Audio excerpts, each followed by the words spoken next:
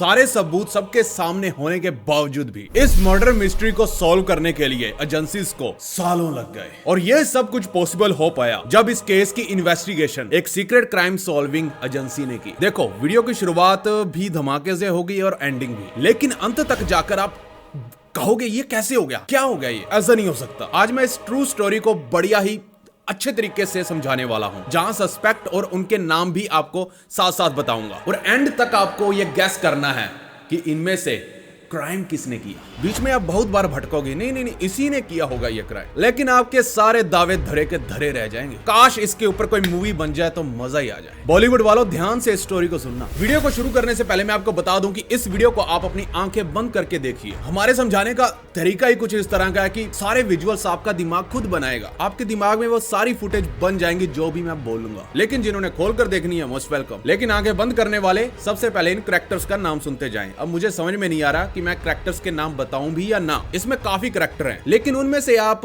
2 characters का नाम सुनते जाइए। ये है एक लड़की की फोटो, नाम मैं अभी नहीं बताऊंगा, आगे चलकर इसका नाम बताऊंगा, आप समझ जाना कि इसी की बात कर रहा हूं। और अब मैं आपको एक और लड़के की फोटो दिखाता हूं और इस लड़के का नाम है कर्ट राइनर। तो आज का खेल शुरू करें? तो चलो आज की सच्ची कहानी को शुरू करते हैं जो आपके रोंगटे खड़े कर देगी। Close your eyes. फिलाडेल्फिया में स्थित ड्रैक्सन यूनिवर्सिटी 30 नवंबर की सुबह सन 1984 जब क्लासेस स्टार्ट हुई तो वहां पढ़ने वाले बच्चों ने जो उस यूनिवर्सिटी के हॉल में देखा, उसे देख वह दंग रह गए, क्योंकि उस हॉल में ऊपर जाने वाली सीढ़ियों के पास एक बॉडी पड़ी हुई थी जो कि एक ग्रे कलर की जैकेट से कवर थी। दिखने में वो बॉडी एक यंग लड़की की लग रही थी, एक जवान लड़की की, जिसके चेहरे पर कट्स और नील के निशान पड़े हुए थे और उसके गले पर एक पर्पल कलर की लाइन पड़ी हुई थी, यानी निशान, और उसी निशान के कारण उसकी मौत हुई। लेकिन लड़की की पहचान करने के लिए उस बॉडी के पास कोई भी क्लू नहीं मिला कि आखिर वो है कौन। ना ही कोई पर्स, ना बैग, कुछ नहीं। और उसके साथ कोई सेक्सुअल असोल्ट हुआ हो इसका भी कोई सबूत नहीं था, क्योंकि उसके सारे कपड़े अच्छी तरह से पहने हुए थे, लेकिन उसके जूते और सॉक्स गायब थे। पुलिस ने तुरंत ही उस एरिया को सील कर दिया और उनका पहला शक तो यह था कि यह वारदात शायद चोरी की हो सकती है और इसी के दौरान शायद उस लड़की की जान चली गई होगी। और यह इन्वेस्टिगेशन पुलिस के लिए तब मुश्किल बन गई। पहला, जब उन्हें यह पता चला कि उस कॉलेज में, उस हॉल में या कहीं भी सीसीटीवी कैमरा मौजूद ही नहीं था, ताकि जिससे वो देख पाए कि उस लड़की के साथ आखिर हुआ क्या था। और दूसरा, पुलिस के शक में अब काफी सारे लोग आ चुके थे, क्योंकि ड्रैक्सन यूनिवर्सिटी कोई अकेला कैंपस नहीं था, क्योंकि उस यूनिवर्सिटी की बिल्डिंग वेस्ट फिलाडेल्फिया से भी जुड़ी हुई थी, जहां हॉल में से फिलाडेल्फिया के निवासी हजारों की तादाद में गुजरते थे। और बॉडी को देखने से पुलिस को यह साफ साफ पता चल रहा था कि इसे यहाँ पर नहीं मारा गया है, बल्कि किसी और जगह पर उसे मारा गया, फिर घसीटकर उसे यहाँ पर छोड़ दिया गया, उस सीढ़ियों के ऊपर। और शायद घसीटते वक्त बीच रास्ते में उसके जूते निकल गए होंगे। लेकिन बॉडी के मिलने के कुछ घंटों बाद वहाँ क्राइम सीन पर एक यंग लड़का पहुँचता है और उस लड़की को देखने की डिमांड करता है। ऐसा इसलिए क्योंकि उसने पुलिस को बताया कि वह उस लड़की को जानता है। लेकिन पुलिस को उसकी बात सुनते ही उस पर शक होने लगा, क्योंकि उस लड़के को अभी तक यह मालूम ही नहीं था कि वहाँ पड़ी हुई लड़की जो मरी हुई है वो कौन है, क्योंकि पुलिस ने तो उस एरिया को सील कर दिया था। और फिर पुलिस कहती है, आजा बेटा तू साइड पे चल, तेरे से बात करनी है 2 मिनट। और साइड पर जाकर वो बताता है कि मेरा नाम कर्ट राइनर है। जो शुरू में आपको फोटो दिखाई वही लड़का, और आगे उसने कहा मैं ड्रैक्सन यूनिवर्सिटी का ही स्टूडेंट हूँ। फिर उसने बताया कि जो लड़की मरी हुई पाई गई है वो शायद उसकी गर्लफ्रेंड है, जो कि 20 साल की थी और उसका नाम था डेबी विल्सन, वही लड़की जिसका नाम मैंने आपको शुरू में नहीं बताया। और वो लड़की भी उसी यूनिवर्सिटी में पढ़ती थी। लेकिन पुलिस ने आगे से पूछा कि तुम्हें कैसे पता चला कि वो लड़की वही है? तो फिर आगे चलकर कर्ट राइनर ने एक लंबी चौड़ी सी स्टोरी बताई कि कैसे उसे पता कि वो लड़की वही है। उसने बताया कि वो पिछली रात डेबी के साथ बेसमेंट में मौजूद कंप्यूटर लैब में ही था और डेबी एक बड़े प्रोजेक्ट पर काम कर रही थी जो कि अभी तक पूरा नहीं हुआ था। और जब तक वो अपने प्रोजेक्ट पर काम कर रही थी तो कर्ट ने उसके पास उसी के साथ रुक कर उसका साथ देने की सोची। लेकिन रात के 1:30 बज चुके थे और वहीं डेबी का अभी तक काम पूरा नहीं हुआ था। तो कर्ट ने डेबी को कहा कि मैं बहुत थक चुका हूँ और मुझे नहीं लगता कि मैं ज्यादा देर तक जाग पाऊंगा। तो वो डेबी से जल्दी निकल जाने के लिए पूछता है और सामने से डेबी भी ये कह देती है कि हाँ ठीक है, तुम जाकर आराम कर लो, मेरा अभी काफी काम पड़ा है, मैं भी काम खत्म करके निकल जाऊंगी। लेकिन कर्ट उसके साथ रुकना चाहता था और डेबी का काम खत्म होने के बाद कर्ट उसे उसकी गाड़ी तक छोड़कर आना चाहता था। लेकिन फिर कर्ट को लगा कि डेबी अकेले ही सब कुछ कर लेगी। इसलिए कर्ट वहां से निकल गया और जब वो होल से होता हुआ बाहर की तरफ गया तो उसे रास्ते में यूनिवर्सिटी का गार्ड दिखाई दिया और कर्ट ने उस गार्ड से पूछा कि अगर तुम्हें एतराज ना हो तो क्या तुम मेरी गर्लफ्रेंड का ध्यान रख लोगे, क्योंकि वे अकेले ही कंप्यूटर लैब में काम कर रही है। तो गार्ड ने उससे कहा कि चिंता की कोई बात नहीं है, मैं अपने आप देख लूंगा। इसके बाद कर्ट वहां से निकल गया और अगली सुबह कर्ट जब उठा तो उसने कैंपस के स्टूडेंट से किसी लड़की की बॉडी मिलने की अफवाह सुनी, जिसे किसी ने मारकर हॉल की सीढ़ियों के पास छोड़ दिया। कर्ट ने पुलिस से कहा कि पहले तो मैंने इसके बारे में ज्यादा नहीं सोचा, लेकिन जब वो कैंपस में डैबी से मिलने पहुंचा तो उससे उसकी गर्लफ्रेंड यानी डैबी की कार वहीं कंप्यूटर लैब की पार्किंग में खड़ी हुई दिखाई पड़ी, जो कि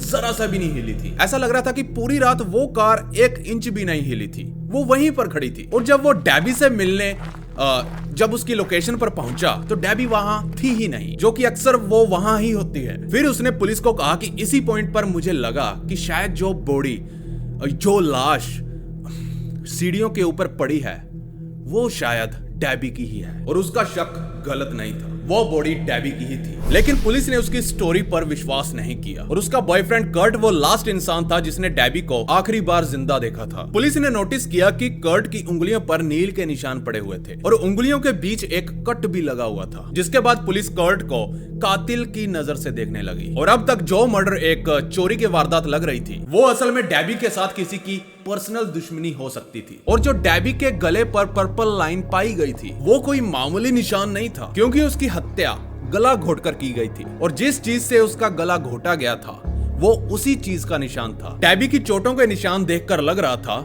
जैसे कि डैबी और उसके कातिल के बीच काफी मुठभेड़ हुई हो, लेकिन फिर भी वो अपने आप को बचा ना पाए। जिसके बाद किलर ने उसे मारकर उसकी बॉडी को ग्रे कलर की जैकेट से ढक दिया था। इससे भी हैरान कर देने वाली बात तो ये है, और पुलिस भी इस बात को जानती है, कि जब भी किसी लड़की का मर्डर होता है तो उसका कातिल ज्यादातर केसेस में लड़की का बॉयफ्रेंड ही होता है या पाया जाता है। और कर्ट यानी डैबी का बॉयफ्रेंड पुलिस की नजर में सस्पेक्ट नंबर 1 बन चुका था और उसे यह भी कहा कि इन्वेस्टिगेशन के दौरान उसे जब भी बुलाया जाए तो उसे आना ही होगा। उसके बाद इन्वेस्टिगेटर्स आगे बढ़े और कंप्यूटर लैब की तहकीकात करने लगे, जहां डैबी उस रात काम कर रही थी। कंप्यूटर लैब में जाकर पता चला कि डैबी कंप्यूटर पर काम तो कर रही थी, क्योंकि उसने कंप्यूटर को बंद नहीं किया था, जिससे पुलिस को लगा कि शायद उसके काम करते वक्त ही उसकी कातिल के साथ मुठभेड़ हुई होगी, क्योंकि उसका माउस कर्सर सेंटेंस के बीच ही ब्लिंक कर रहा था और वो आधा अधूरा सेंटेंस रात के 1:38 मिनट पर लिखा गया था, यानी 1:38 पर, और वो सेंटेंस कभी पूरा नहीं हुआ। इन्वेस्टिगेटर्स को नीचे जमीन पर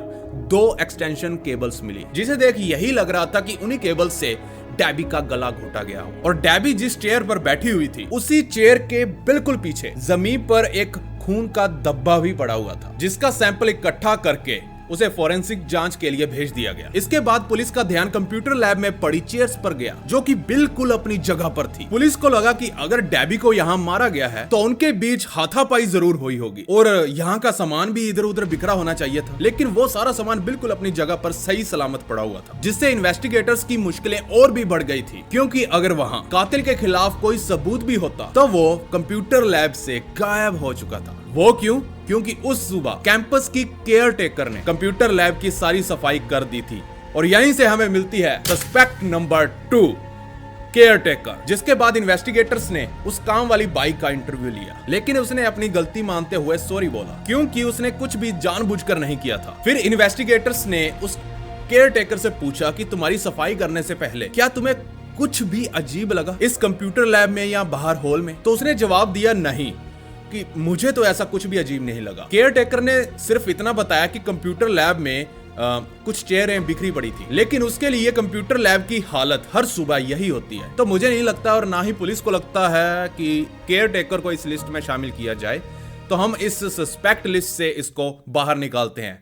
तो अभी तक हमारे पास एक ही सस्पेक्ट है, जिसका नाम है कर्ट, यानी डैबी का बॉयफ्रेंड। फिर पुलिस ने कर्ट को कहा कि क्या तुम पूछताछ के लिए स्टेशन आने का कष्ट कर सकते हो? तो कर्ट इंटरव्यू देने के लिए और पुलिस स्टेशन आने के लिए रेडी था। इंटरव्यू के दौरान कर्ट ने पुलिस को कहा कि मेरा इस मर्डर से कोई लेना देना नहीं है, और जो उसके हाथ पर नील के निशान और कट्स थे वो इसलिए क्योंकि उसने अपना हाथ गुस्से में दीवार में दे मारा, तब जब कैंपस में उसे डैबी के बारे में पता चला या शक हुआ। और जो उंगलियों के बीच कट था ये तब लगा जब वो अपनी कार को ठीक कर रहा था। लेकिन कर्ट के पास इन बातों का कोई सबूत नहीं था और जब इंटरव्यू के बाद कोई भी नतीजा नहीं निकला तो पुलिस ने कर्ट को वापस भेज दिया। लेकिन कर्ट ने पुलिस को पहले बताया था कि कंप्यूटर लैब से निकलने के बाद रात के 1:30 बजे उसे रास्ते में कैंपस का गार्ड दिखाई दिया जिसको कर्ट ने डेबी का ध्यान रखने के लिए कहा था। तो पुलिस ने उस गार्ड को इंटरव्यू के लिए बुला लिया। तो यहीं से हमें मिलता है सस्पेक्ट नंबर 2 जिसका नाम था ब्राइस क्लैटमैन, जो कि उस कैंपस का बहुत ही पुराना गार्ड था और उसकी कोई भी क्रिमिनल हिस्ट्री नहीं थी। क्लैटमैन ने बताया कि हाँ, उस रात 1:30 बजे कर्ट उससे मिला था जब वो अपने घर की ओर जा रहा था। तो कर्ट से बात करने के बाद उस गार्ड यानी क्लैटमैन ने अपने रेडियो से ब्रॉन्सन जिगलर को कॉन्टेक्ट किया जो कि उस रात हॉल में अपनी ड्यूटी निभा रहा था और यहीं से हमें मिलता है सस्पेक्ट नंबर 3 जिसका नाम है ब्रॉन्सन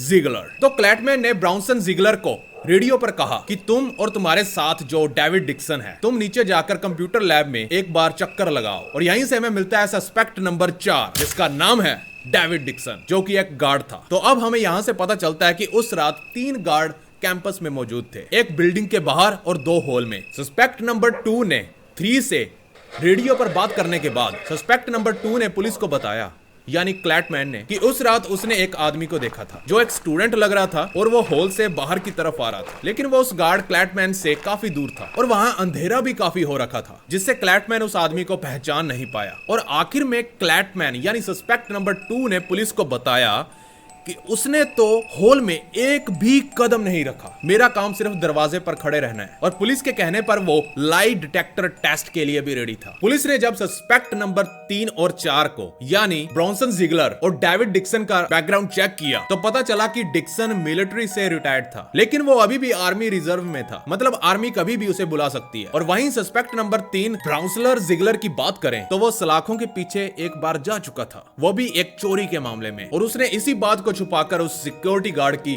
नौकरी को हासिल किया था। और जब पुलिस ने जिगलर का इंटरव्यू लिया तो उसने बताया कि मुझे रेडियो पर क्लैटमैन का मैसेज तो मिला लेकिन उसकी बिल्कुल भी इच्छा नहीं थी नीचे कंप्यूटर लैब में जाने की। तो उसने अपने रेडियो से सस्पेक्ट नंबर 4 डेविड डिक्सन को कंप्यूटर लैब में जाने के लिए बोल दिया। जिगलर ने कहा कि मैं अपना काम सही ढंग से करता हूँ लेकिन मैंने कंप्यूटर लैब में एक भी कदम नहीं रखा। उसने पुलिस को बताया कि तुम चाहे तो मेरा सिक्योरिटी गार्ड क्लॉक को भी चेक कर सकते हो, जो कि वह हमेशा अपने पास रखता है एक डायरी की तरह, और उसमें वो अपने राउंड को नोट करता रहता था। बेसिकली वो एक पंच कार्ड ही था और वह जहां भी राउंड निकालता वहां पड़ी टाइम पंचिंग मशीन से अपनी नोटबुक पर पंच कर लेता, जिससे कि उसकी नोटबुक पर वो टाइम छप जाता कि कब कब वो कहां गया था और कितने कितने बजे गया था। और जिगलर के सारे राउंड्स की टाइमिंग बिल्कुल सही थी, लेकिन पुलिस के हिसाब से इसका मतलब ये नहीं था कि वो डेबी को मार नहीं सकता था, क्योंकि उन राउंड्स के बीच में काफी टाइम बच जाता था जिसमें कि वो वारदात को अंजाम दे सकता था। और इंटरव्यू के लास्ट में जब डिटेक्टिव्स जिगलर के साथ कुछ पंगे लेने लगे तो जिगलर ने गुस्से में आकर ये कह दिया कि हाँ, मैंने ही उसे मारा है, बोलो क्या कर लोगे। और वो वहां से उठकर चला गया और उसने लाई डिटेक्टर टेस्ट के लिए भी मना कर दिया। और जब इंटरव्यू के लिए सस्पेक्ट नंबर 4 यानी डेविड डिक्सन की बारी आई तो उसने बताया कि जिगलर ने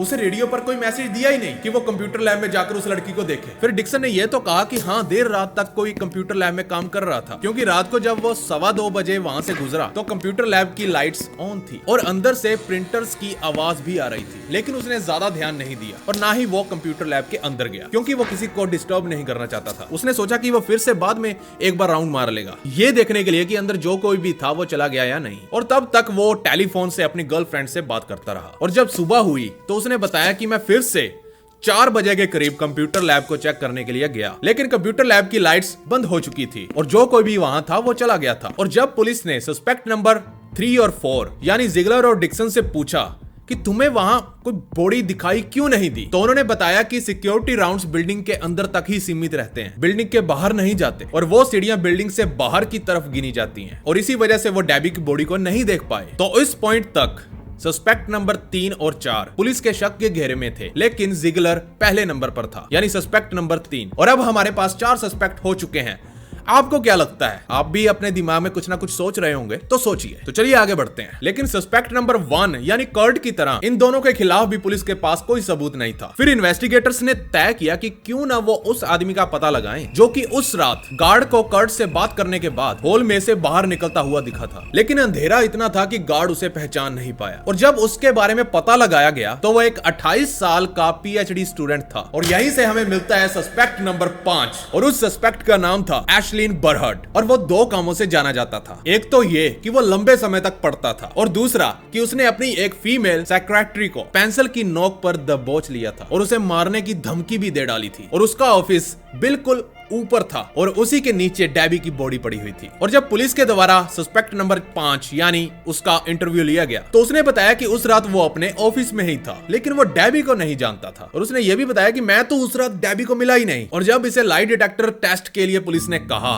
तो वो तुरंत ही राजी हो गया, लेकिन वो टेस्ट में फेल हो गया था। फिर उसने 2 और स्टूडेंट्स के नाम बताए जो कि उस रात उसी के ऑफिस में थे। और जब पुलिस की बात उन दोनों स्टूडेंट्स से हुई तो उन्होंने बताया कि नहीं, एशलिन पूरा टाइम ऑफिस में था ही नहीं, क्योंकि वो 1 बजे ही ऑफिस से निकल चुका था और अगले 3 घंटों तक सोने के लिए चला गया था। और जब पुलिस इस इंफॉर्मेशन के साथ सस्पेक्ट नंबर 5 यानी एशलिन के पास पहुंची तो वो कहने लगा कि ओ सॉरी, मैं ये बात तो बताना भूल ही गया था कि मैं बीच में सोने के लिए भी चला गया था। I am so sorry. मैंने कुछ समय तक बाहर फ्रेश एयर ली और वापस आकर स्टडी हॉल रूम में सो गया था। इसके अलावा आगे के 24 घंटों तक वो बिल्डिंग में ही था। कहने का अर्थ ये है कि वो सिर्फ 4-5 मिनट के लिए हवा लेने के लिए ही बाहर गया था। उसके बाद वो वापस उनके पास आ गया था और सो गया था। पुलिस को उसने बताया कि यह सिर्फ इत्तेफाक है कि डेबी की मौत मेरे सोने के समय के बीच में ही हुई थी। लेकिन इन्वेस्टिगेटर्स को उसकी बातों पर बिल्कुल भी भरोसा नहीं था। उन्हें लगा फाइनली हमें डेबी का हथियारा मिल चुका है। लेकिन पुलिस सस्पेक्ट नंबर 5 यानी एशलिन को भी अरेस्ट नहीं कर पाई, क्योंकि पिछले वाले सारे सस्पेक्ट्स की तरह एशलिन के खिलाफ भी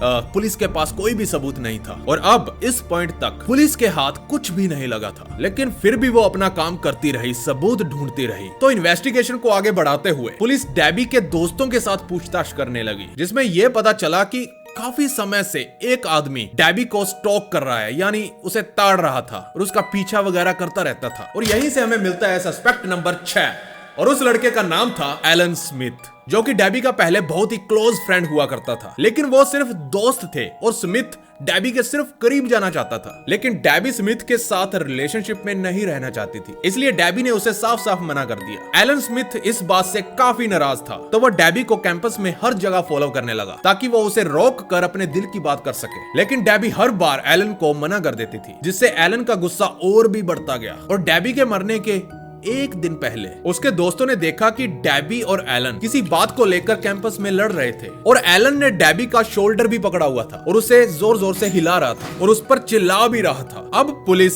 एलन स्मिथ यानी सस्पेक्ट नंबर 6 तक पहुंच चुकी थी और एलन पुलिस का साथ भी दे रहा था। उसने कहा कि डेबी को मैंने नहीं मारा, लेकिन उसके पास पुलिस को अपनी बेगुनाही साबित करने के लिए कोई सबूत नहीं था। उसने बताया जिस रात डेबी की हत्या हुई थी उस रात वो अकेला ही अपने अपार्टमेंट में सो रहा था, और बाकी पीछे वाले सारे सस्पेक्ट्स की तरह पुलिस के पास भी एलन के खिलाफ कोई ठोस सबूत नहीं था जिससे कि उसे अरेस्ट कर पाते। और इस पॉइंट पर डेबी की चेयर के जस्ट पीछे जो खून का धब्बा मिला था उसका भी रिजल्ट आ चुका था। हम बात कर रहे हैं सन 1984 की। उस वक्त तक डीएनए टेस्ट वगैरह नहीं हुआ करते थे। टेस्ट के नाम पर सिर्फ ब्लड टाइप ही चेक किया जाता था, और उस खून के धब्बे का टाइप था टाइप ए, लेकिन डेबी का ब्लड था टाइप ओ, यानी वह खून का धब्बा डेबी के किलर का था, ना कि डेबी का। और हो सकता है डेबी और किलर की मुठभेड़ के बीच उस किलर को भी चोट लग गई होगी और उसका ब्लड जमीन पर गिर गया होगा। रिजल्ट आने के तुरंत बाद ही पुलिस ने सभी सस्पेक्ट नंबर 1, 2, 3, 4, 5, 6 सभी सस्पेक्ट्स को पुलिस थाने बुला लिया। यानी फिर से मैं उनका नाम भी बता देता हूं। नंबर 1 कर्ट राइनर,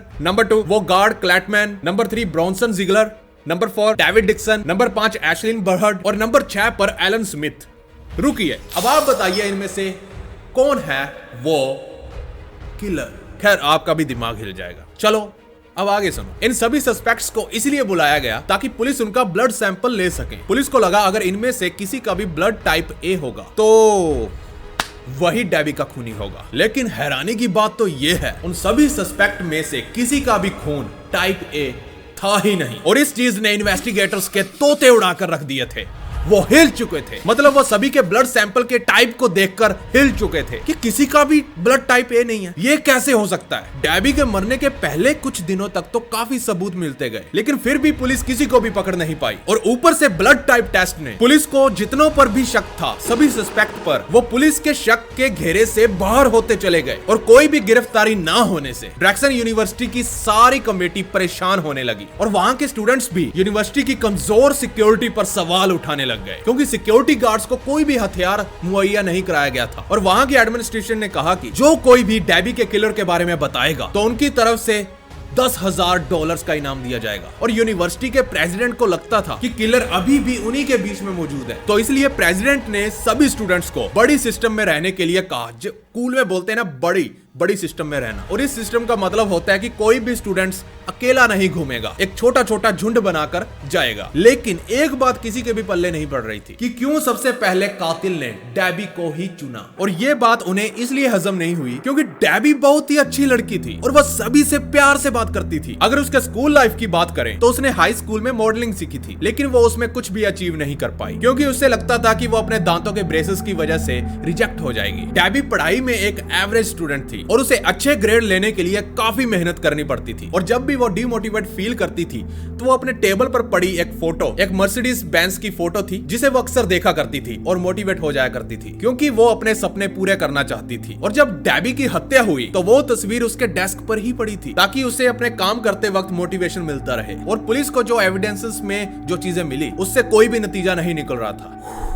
यह हत्या चोरी के लिए तो नहीं थी बल्कि किसी की पर्सनल दुश्मनी के लिए की गई थी। हालांकि उसके जूते तो नहीं मिले, लेकिन उसका बैग कैंपस की लॉस्ट एंड फाउंड वाली जगह पर मिला, वो भी उसकी मौत के 1 हफ्ते बाद। और वो बैग वहां कैसे पहुंचा ये बात किसी को भी मालूम नहीं थी, लेकिन बैग के अंदर डेबी का सामान वैसे का वैसा ही पड़ा हुआ था। और यही नहीं, जब डेबी की बॉडी मिली तो उसने जो कुछ भी पहना हुआ था वो उसी के पास था, जैसे कि उसकी महंगी घड़ी भी उसकी कलाई पर थी और बाकी सारी चीजें भी। आगे चलकर पुलिस के शक के घेरे में और भी बहुत सारे लोग आए, लेकिन बाकी सस्पेक्ट्स की तरह कोई भी सबूत ना मिलने पर पुलिस उन्हें भी अरेस्ट न कर पाई, जिसके बाद डेबी का केस थोड़ा ठंडा पड़ने लग गया। और जब साल बाद 1985 में अनसॉल्व्ड केसेस की लिस्ट निकाली गई तो डेबी का नाम उस लिस्ट में सबसे पहले नंबर पर था और उस केस में कोई भी पकड़ा नहीं गया था। इन्वेस्टिगेटर्स को लगा कि ये काम किसी बाहर के बंदे का है, जिसके बाद धीरे धीरे इस केस की हेडलाइंस न्यूज चैनल से भी गायब होने लगी और वो केस 8 साल तक यूं ही अटका रहा। अब आप सोच रहे होंगे कि आखिर उसे मारा किसने। आपने बहुत कुछ प्रिडिक्ट किया होगा, आपने अंदाजा लगाया होगा, नहीं इसने मारा होगा, उसने मारा होगा, लेकिन आपके सारे प्रिडिक्शंस धरे के धरे रह गए। लेकिन फिर भी मैं आपको क्लू दे देता हूं, हथियारा उन्हीं 6 सस्पेक्ट्स में से था। ओके, आप उतनी देर अंदाजा लगाओ कि कौन हो सकता है और हम आगे चलते हैं। तो अब चलते हैं डेबी के मर्डर के 7 साल बाद, यानी सन 1992 में, जब डेबी का केस एक कोल्ड केस कोर्ट को दे दिया गया। और इस केस को लीड कर रहे थे डिटेक्टिव बॉब स्नाइडर और वो इस केस को सॉल्व करने के लिए काफी एक्साइटेड लग रहे थे। जहां डिटेक्टिव बॉब स्नाइडर इस केस को वोडॉक सोसाइटी के पास ले गए, जो कि एक प्राइवेट और हाईली सिलेक्टिव लोगों का क्लब था। और उस क्लब में एक ही रूम में जीनियस लोग थे, जैसे कि homicide detective, prosecutor, defence attorney, FBI agents, forensic scientist और एरोनॉटिक फिजिस्ट भी मौजूद थे। एक ही रूम में सारे जीनियस, और उन सभी की गुफ्तगू होने लगी। किस केस के बारे में?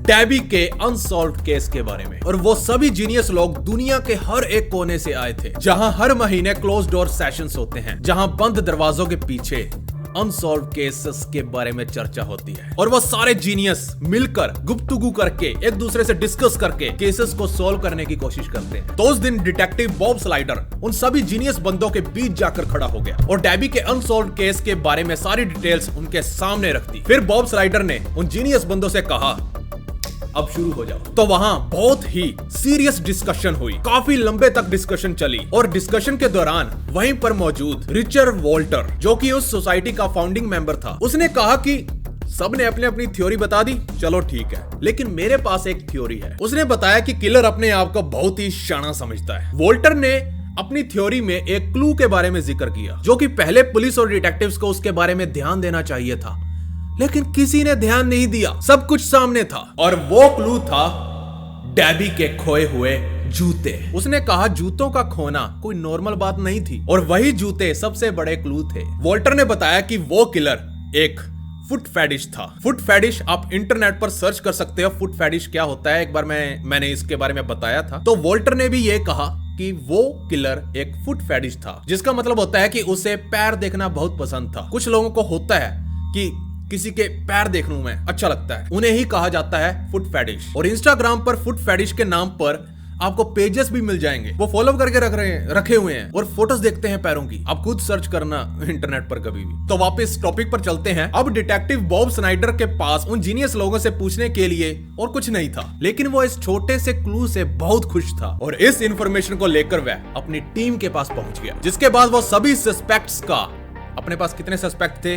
6, उन सब का इंटरव्यू लेने लग गए। और जब उन्होंने कंप्यूटर लैब के मैनेजर से बात की तो उन्हें मैनेजर से पता चला कि वह एक बात से संतुष्ट नहीं था कि रात 10 बजे के बाद कंप्यूटर लैब के सारे प्रिंटर्स बंद हो जाते हैं, सिर्फ कंप्यूटर चालू करने की ही इजाजत होती है। तो सस्पेक्ट नंबर 4 यानी डेविड डिक्सन किस दावे से रात के 2:15 बजे कंप्यूटर लैब में प्रिंटर चलने का जिक्र करता है। और यह बात सुनकर डिटेक्टिव्स भी शॉक्ड रह गए कि कैसे उन्होंने इतने बड़े क्लू को छोड़ दिया। जिसके बाद डिटेक्टिव सस्पेक्ट नंबर 4 यानी डेविड डिक्सन के बारे में और भी गहराई से जानना चाहती थी, लेकिन अभी तक उसका कोई भी क्रिमिनल रिकॉर्ड नहीं था। और जब उन्होंने सस्पेक्ट नंबर 4 की यानी डिक्सन की हिस्ट्री को खंगोलना शुरू किया तो उन्हें डिक्सन की मिलिट्री फाइल से कुछ पता चला। 1979 में जब उसका मिलिट्री में पहला ही साल था तो उसके ऊपर किसी दूसरे सोल्जर के द्वारा रीबॉक का जूता चुराने का इल्जाम लगाया गया। और वो सफेद कलर का रीबॉक का जूता वही सेम था जो 1984 में डैबी ने